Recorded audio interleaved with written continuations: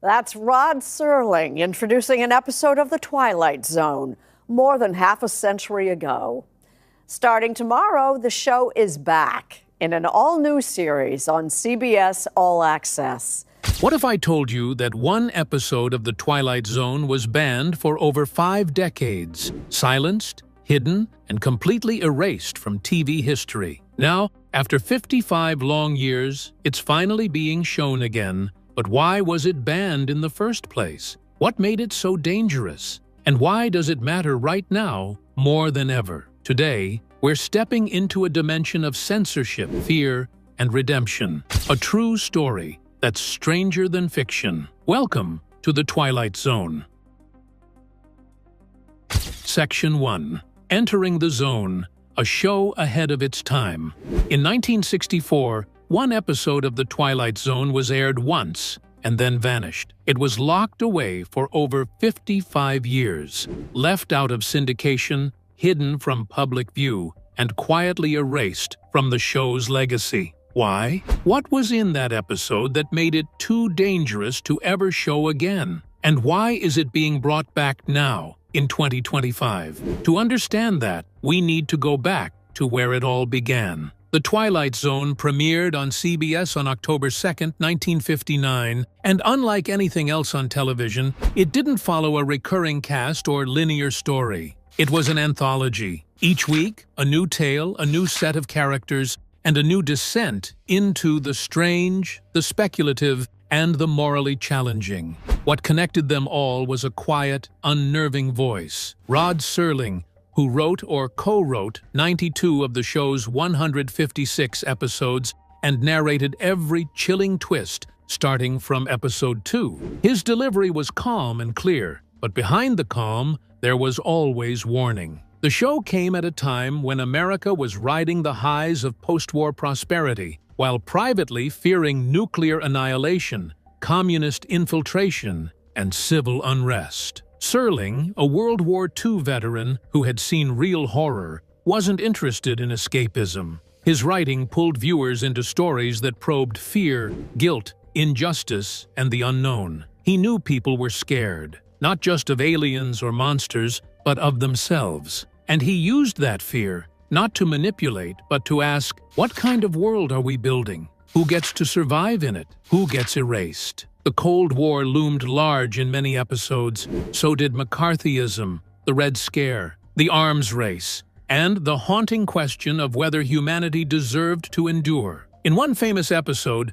Time Enough at Last, a book-loving man survives a nuclear apocalypse, only to lose his glasses and be left unable to read. In The Shelter, suburban friends turn against each other in minutes when faced with a nuclear threat. These weren't just cautionary tales, they were reflections of what Serling saw around him, packaged in sci-fi so they could slip past the people who would otherwise shut them down. That was the genius of The Twilight Zone. Serling used speculative fiction, stories involving time travel, aliens, robots, parallel universes, as a kind of shield. He said things that couldn't be said in a straightforward drama. Network censors were more lenient if the story was set on Mars, even if it was really about racism in Alabama. Sponsors were less likely to object to a mutant child controlling a town if the real point was about authoritarianism and control. He disguised real social critiques in futuristic packaging. And for a while, it worked, but not always.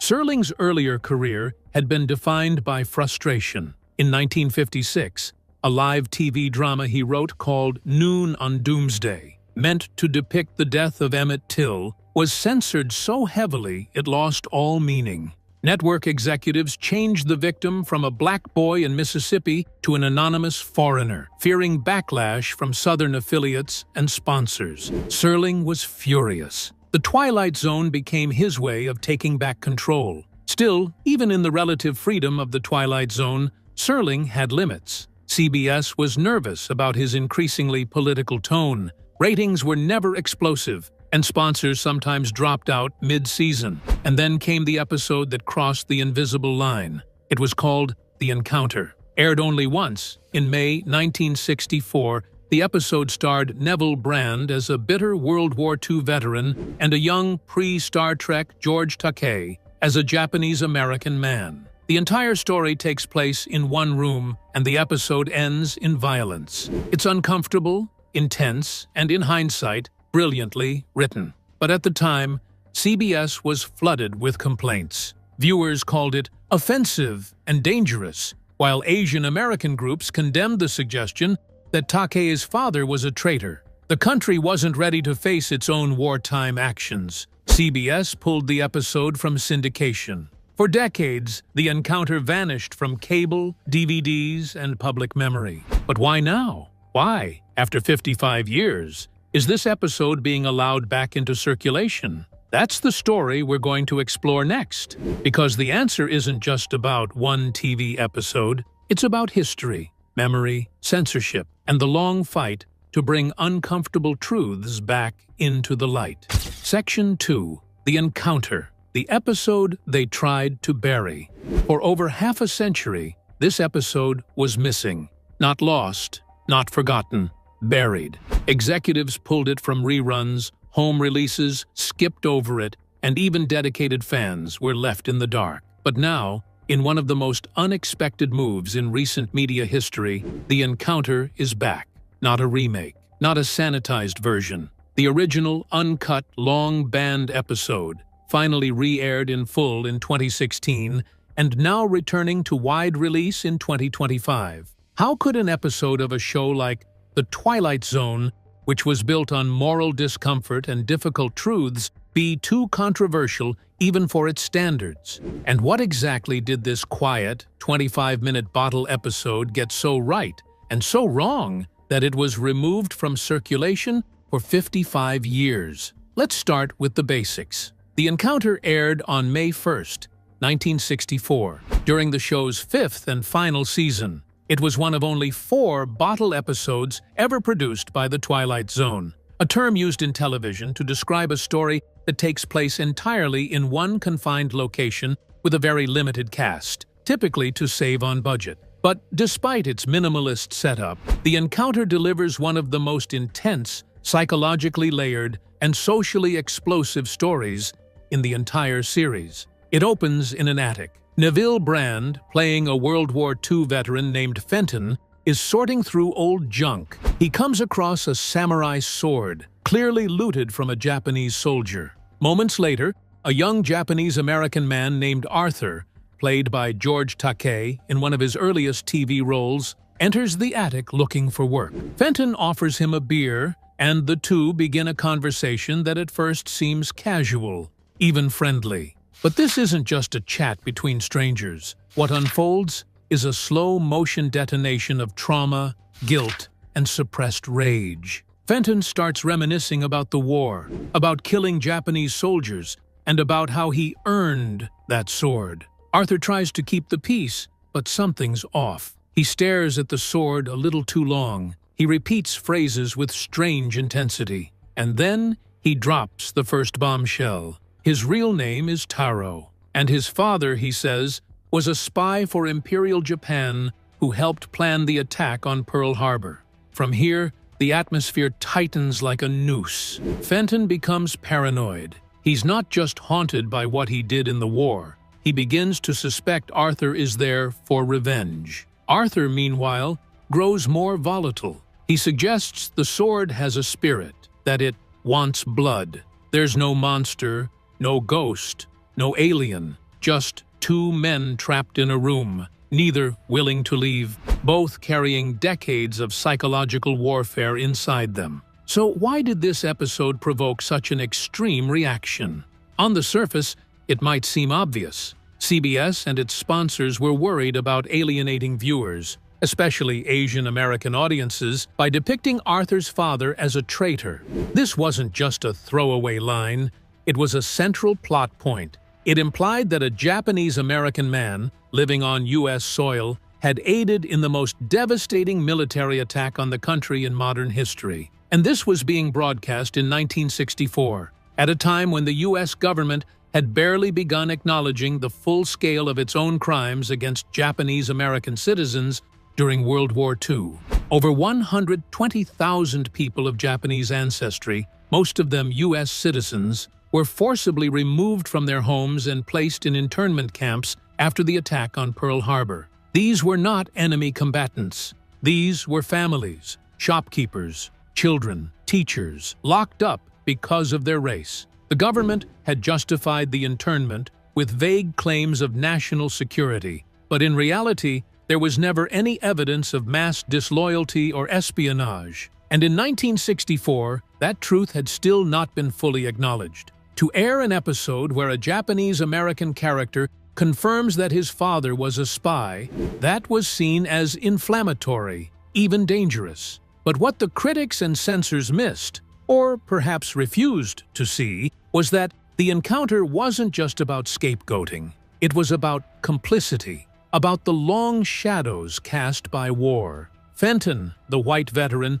isn't portrayed as a noble hero. He's unstable, possibly dangerous, and clearly consumed by shame. He admits that he killed an unarmed soldier, possibly in cold blood, and took the sword as a trophy. He's haunted not just by the war, but by what the war turned him into. Arthur isn't a clear-cut victim either. His confession about his father is filled with ambiguity. Is it true? Is it something he was told as a child and came to believe? Is he confronting Fenton with a literal truth or a metaphorical one, trying to explain what it means to grow up in a country that locked you behind barbed wire and then told you to be grateful? Even the sword, which Arthur claims carries a spirit, could be read either as a supernatural force or as a symbol of the violence passed from one generation to the next. None of this was spelled out directly. And that was the problem. The episode offered no easy answers, no moral clarity. In a time when television preferred clear heroes and villains, the encounter left everyone feeling uncomfortable, including CBS. Viewer complaints rolled in immediately. Sponsors threatened to pull support. Some claimed the episode was racist. Others said it was anti-American. Still others said it was too intense for prime time. Internally, CBS executives were panicked. The show was already on thin ice due to declining ratings and rising production costs. Rather than defend the episode, or Serling's right to push boundaries, they quietly pulled the encounter from syndication. When the Twilight Zone entered reruns, cable marathons, home video, and eventually streaming, the encounter was missing. It became a kind of myth. Fans passed around grainy VHS bootlegs. Some believed it had been destroyed. Others thought the controversy had been exaggerated. George Takei, who had experienced internment himself as a child, rarely spoke about it, until decades later when he became an outspoken advocate for civil rights and historical memory. Then, in 2016, something changed. Sci-Fi Channel, which had acquired the rights to air a full Twilight Zone New Year's Eve marathon, made a surprising announcement. The encounter would be aired for the first time since 1964. No edits, no disclaimers, just the original episode, inserted into the broadcast like it had never been missing. The response was immediate. Longtime fans were stunned. Younger viewers, many of whom had never heard of the episode, were shaken by its rawness. Some praised its honesty. Others still found it disturbing. But almost everyone agreed. This was one of the most powerful stories the series had ever told. Section 3. Why the encounter still matters today. Why does an episode that aired in 1964 still hit so hard today? Why does The Encounter, a quiet two-character drama shot in a single attic, feel more emotionally dangerous now than entire seasons of modern prestige television? The answer lies not just in what the episode shows, but in what it makes us admit about ourselves. Because this story, though wrapped in the visual language of a mid-century TV play, is about something we're still reckoning with. The long aftershocks of war, the failures of historical memory, and the way guilt, both personal and collective, gets passed down like a family heirloom. When The Encounter first aired, few viewers knew that George Takei had lived the very experience his character alluded to. As a child, He and his family were taken from their home and sent to the Rower Relocation Center in Arkansas, one of 10 internment camps built by the U.S. government after the attack on Pearl Harbor. They had committed no crimes. They were not charged. They were never given a trial. They were imprisoned because they were Japanese American. Takai was 5 years old when soldiers arrived at his door. He has spoken since then about what it meant to live through that kind of state-sanctioned injustice. Watching your parents lose their jobs, your family lose its home, being labeled enemy for no reason other than your ethnicity. He remembered guards pointing guns at him as a child. He remembered his father trying to shield him from the truth. That experience didn't just shape his identity, it shaped his politics. George Takei became an outspoken advocate for civil rights, gay rights, and especially for preserving the history of internment. And that makes his role in the encounter all the more complicated. In the episode, Takei's character doesn't just remember internment, he admits something terrifying. That his father was a spy, that he helped plan Pearl Harbor, that maybe, just maybe, the internment wasn't entirely unjustified. Whether we believe him or not, the damage is done. The character becomes a stand-in for a kind of inherited treachery, a racialized guilt that can never be washed away. And Fenton, the white veteran, becomes the other side of that coin. A man who killed in war, possibly committed war crimes, and took a sword as a souvenir of death. Both men are shaped by violence. Both are trapped by it. This is where Serling's writing is at its most dangerous. He refuses to give us a villain. Instead, he gives us two men who are both victims and both aggressors. Arthur is the child of a family brutalized by its own country, but his bitterness pushes him towards self-destruction. Fenton is a soldier haunted by what he did overseas, but his racism and paranoia make him incapable of peace. There is no safe position for the audience to occupy.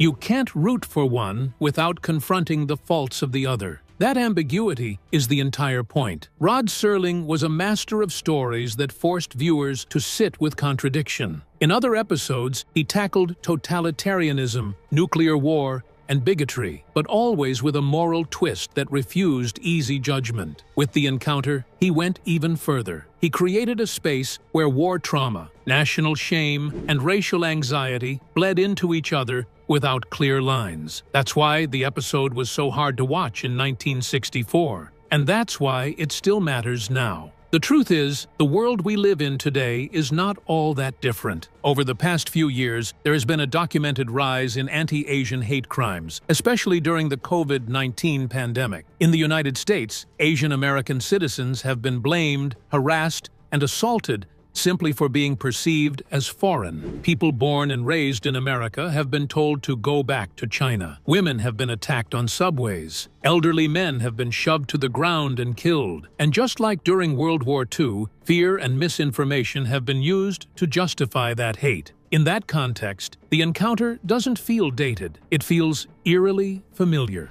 The dynamic between Arthur and Fenton is not just a historical one. It's a blueprint for how racial trauma works in the modern world. Fenton's paranoia mirrors the suspicion many Americans still direct toward immigrants or those they see as other. Arthur's internalized shame mirrors the guilt and anger many marginalized people are forced to carry, not just because of what happened to them, but because of how they're told to feel about it. In a strange way, the attic becomes a symbol of a larger national attic, full of things we haven't dealt with, things we keep boxed up, things that come back when we least expect them. And then there is the question of apology. The U.S. government didn't formally apologize for the internment of Japanese Americans until 1988, over 4 decades after it happened. That apology came in the form of the Civil Liberties Act, signed by President Ronald Reagan, which acknowledged that the internment was based on race prejudice, war hysteria, and a failure of political leadership. Survivors were given symbolic compensation,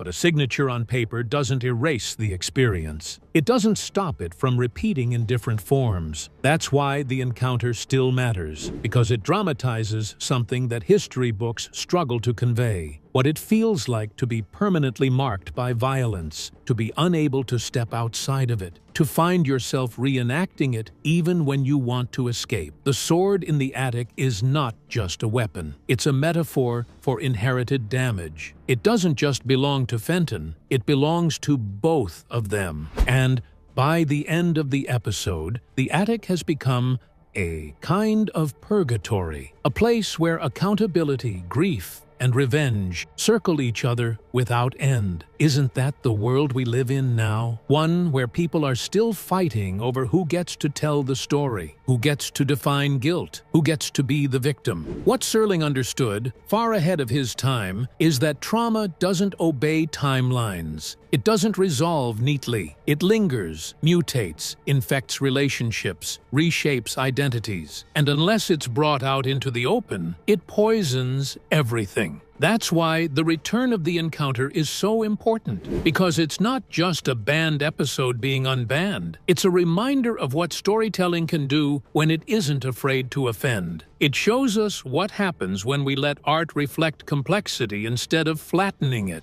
It dares us to look at our worst instincts and see where they come from. Section 4. The Long Shadow of Censorship, Other Lost Episodes. What does it say about a TV show when entire episodes disappear? Not because they were poorly made, but because they were considered too complicated to show again. Not offensive in the obvious way, not full of slurs or scandal, just hard to handle. If the encounter was the most famously buried episode of The Twilight Zone, it was far from the only one. Over the years, multiple episodes were removed from syndication, held back from home video, or outright forgotten, not because they were failures, but because they sat too close to something America wasn't ready to face. When The Twilight Zone went into syndication in the 1960s and 70s, the goal was to make it palatable for wide re-airing. That meant cutting episodes that caused legal headaches, offended sponsors, or simply made station managers nervous. 5 episodes, in particular, were left out of the original syndication package. One was The Encounter.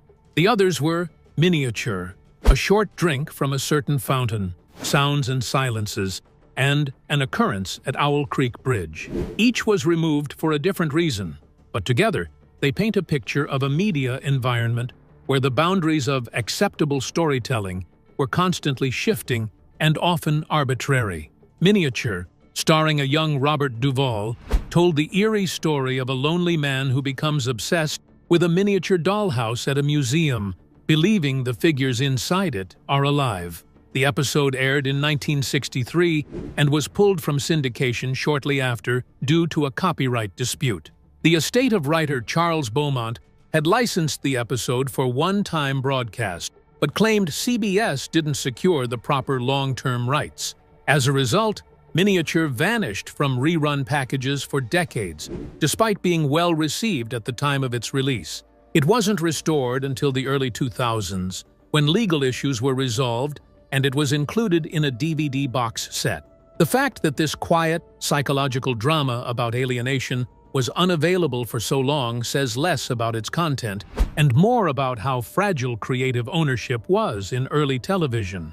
Then there's A Short Drink from a Certain Fountain, which aired in December of 1963. It tells the story of a middle-aged man married to a much younger woman who pressures him into taking an experimental youth serum. It works too well. The man regresses into childhood, leaving his wife trapped in a role she never asked for. The episode was pulled from syndication for years because of legal threats. The details of the dispute remain unclear, but some accounts suggest the plot bore too close a resemblance to an unproduced script written by someone else, possibly resulting in claims of plagiarism. Rather than risk a lawsuit, CBS kept it out of rotation entirely. Sounds and Silences was a more direct case. The episode follows a man obsessed with loud noises who ends up suffering a mental breakdown when he begins to hear everything at excruciating volume. The story while exaggerated in classic Twilight Zone style, mirrors real-world conditions like hyperacusis, a form of extreme sound sensitivity. After the episode aired, a former Navy man sued CBS, claiming the story portrayed him in a defamatory way and was based on his life without consent.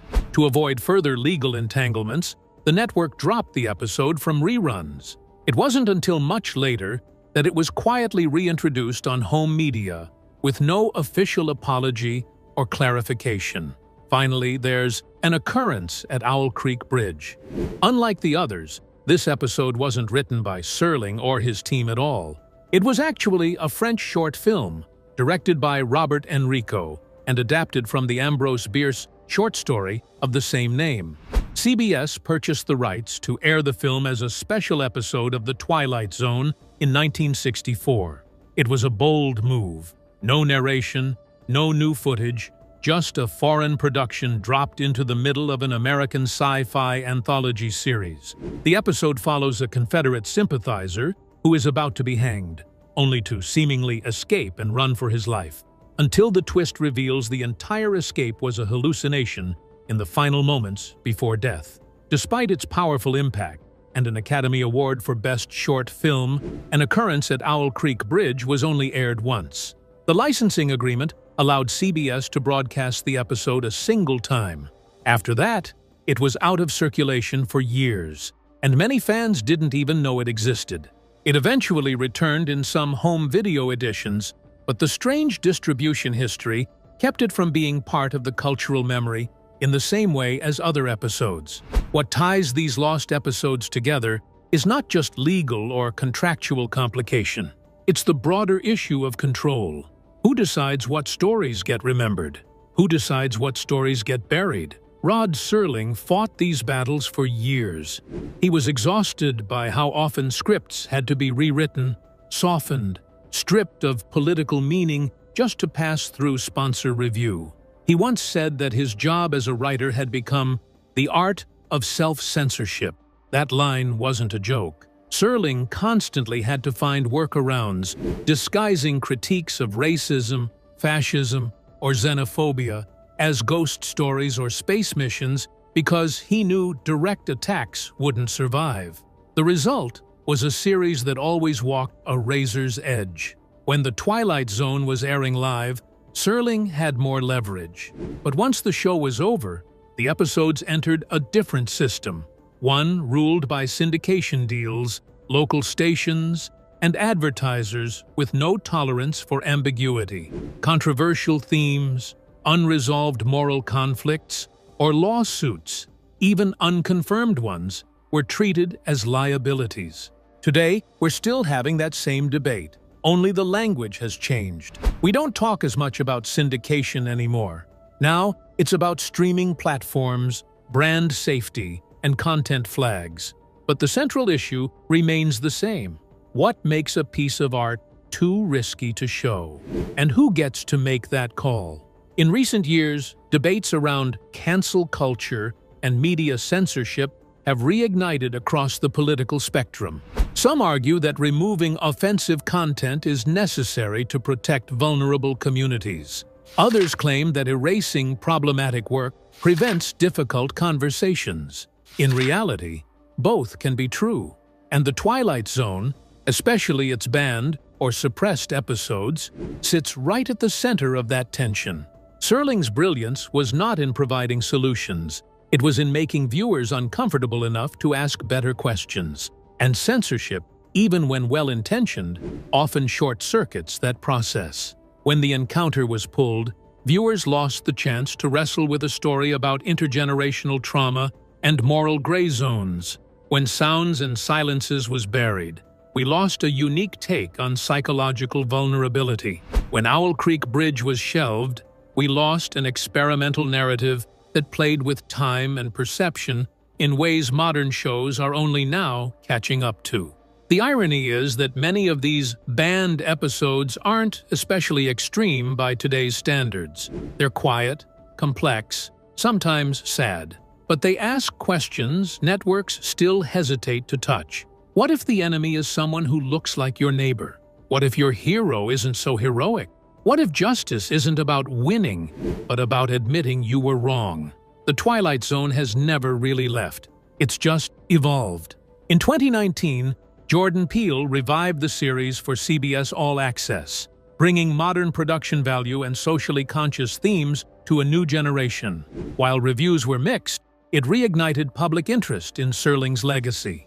In 2025, writer Dan Watters is set to release a new Twilight Zone comic through IDW, promising original stories that echo the show's eerie moral tone. And in a surprising move, Ben Stiller is now developing a feature-length Twilight Zone film about a fighter pilot who jumps forward in time by 125 years. This modern resurgence isn't just about nostalgia, it's about timing. Audiences today are hungry for stories that blend moral uncertainty with unsettling realism. Shows like Black Mirror and Severance follow the Serling model, present the familiar, distort it just slightly, and force viewers to confront uncomfortable truths. In that context, the encounter is no longer dismissed as too controversial. It's understood as a necessary story, raw but honest. Serling's voice still echoes, not just through reruns, but through the artists now carrying his work forward, using new platforms to ask the same hard questions. Thanks for watching. If you enjoyed this, don't forget to like, comment, and subscribe. Click the next video for more exciting content.